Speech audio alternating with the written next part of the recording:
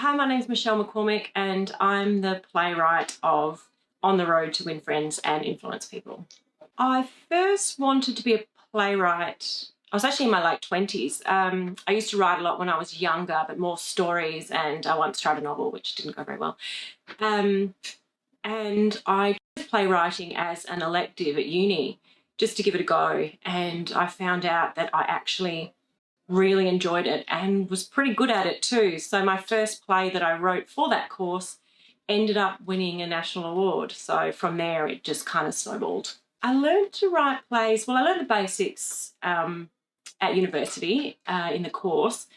It was just a short course on the basics of playwriting. It was run by Igor Sass. He's a really wonderful local artist.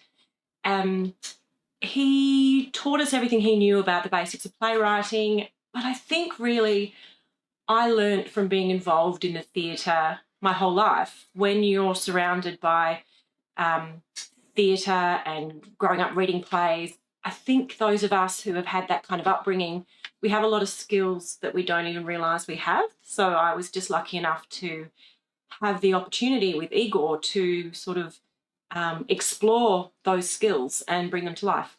No, I had never read any Dale Carnegie.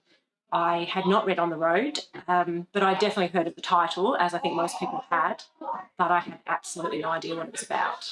I approached the adaptation chronologically, actually. I just started from the beginning. I read the book, and then I started at chapter 1, and I kind of drew from the novel all the things that I thought were interesting and important to share.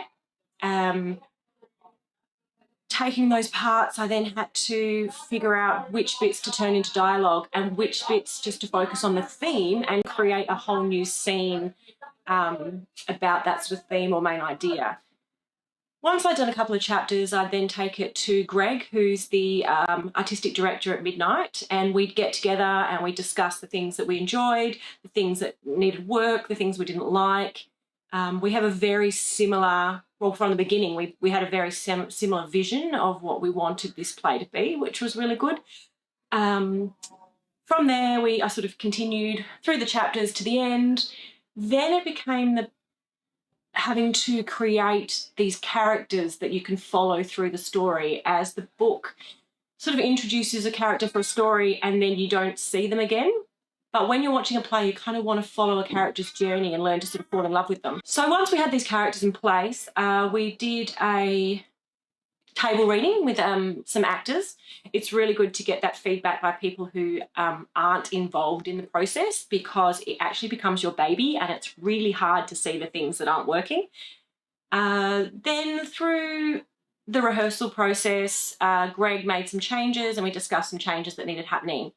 And I think as we continue through the season, there's going to be changes and it's going to be evolving continuously. So that's the great thing about writing your own play, is it actually still has a life and it evolves and changes even once it's hit the stage. Well, I actually stumbled at first writing On the Road because I wasn't sure how to approach using someone else's story in a play. And I think I made the mistake of sticking too closely to sort of the voice of the play and the dialogue of the play instead of using my own voice and my own sort of style of writing. So once I got past that, it seemed to flow a lot better. I work chronologically, which I said before, so sort of from beginning to end, it was like building blocks, whereas usually my writing process is just chaotic and it's all over the place, and it's about sort of putting this puzzle together to form some kind of cohesive story. The most satisfying part of the process is definitely falling in love with your characters. These people, these characters, they didn't exist before you dreamed them up out of nowhere, and you just fall in love with these people, and to you they're real. Whether they're sort of the villain or the hero, it doesn't matter. They're sort of real people to you, and to be able to follow their journey and finally see them come to life on the stage for the first time is just amazing.